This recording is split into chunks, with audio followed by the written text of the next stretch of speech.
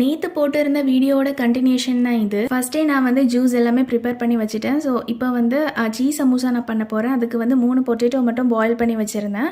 அது கூடவே 2 ஆனியன் வந்து கட் பண்ணி ஆட் பண்ணிக்கிட்டேன். இது கூடவே கொஞ்சமாக கொத்தமல்லி இலை, பேப்ரிக்கா, ஆரிகனோ சேர்த்துருக்கேன். ஸோ சீஸ்க்கு வந்து மொசரல்லா சீஸ் தான் எடுத்திருக்கேன். நல்லா கிரேட் பண்ணிவிட்டு ஆட் பண்ணிவிட்டேன். கொஞ்சமாக சால்ட் ஆட் பண்ணிவிட்டு சில்லி பவுடர் ஒரு 1/2 டீஸ்பூன் அளவுக்கு ஆட் பண்ணி நல்லா மிக்ஸ் பண்ணி வச்சுட்டேன். சைட்லேயே மைதா அண்ட் வாட்டர் ஆட் பண்ணி ஒரு பேஸ்ட் ரெடி பண்ணி வச்சுக்கிட்டேன். ஷீட்ஸ் வந்து வெளியில் தான் வாங்கியிருந்தோம். ஆஸ் யூஸ்வல் எப்படி நம்ம சமோசாக்கு ஃபோல்ட் பண்ணுவோமோ அதே மாதிரி பண்ணிவிட்டு ஸ்டஃபிங் உள்ளே வச்சுட்டு மைதா பேஸ்ட் வச்சு சீல் பண்ணிட்டோம் அப்படின்னா சமோசா வந்து ஃப்ரை பண்ணுறதுக்கு ரெடி ஆகிட்டு. ஸோ அதே மாதிரி எல்லாத்தையுமே நான் வந்து ரெடி பண்ணி எடுத்துக்கிட்டேன். அண்ட் உளுந்த வடைக்குமே மாவு ரெடி பண்ணி வச்சுருந்தேன். ஸோ 2 பக்கமும் ஸ்டவ் ஆன் பண்ணிவிட்டு 2 கடாய் வச்சுட்டேன். ஏன்னா ஒன்றுனா போட்டு எடுக்கிறதுக்கு டைம் கிடையாது. ஸோ 2ஐயும் மொத்தமாக போட்டு எடுத்துடலாம் அப்படின்ட்டு நான் பண்ணிட்டேன். ஸோ கண்டிப்பாக நீங்களும் வீட்டில் சீஸ் சமோசா ட்ரை பண்ணி பாருங்கள். டேஸ்ட் வந்து ரொம்ப சூப்பராக வந்துருந்துச்சு. அண்ட் நேற்றுள்ள வீடியோ நீங்கள் பார்க்கல அப்படின்னா கீழே வந்து டேக் பண்ணுறேன், மறக்காமல் செக் பண்ணிக்கோங்க.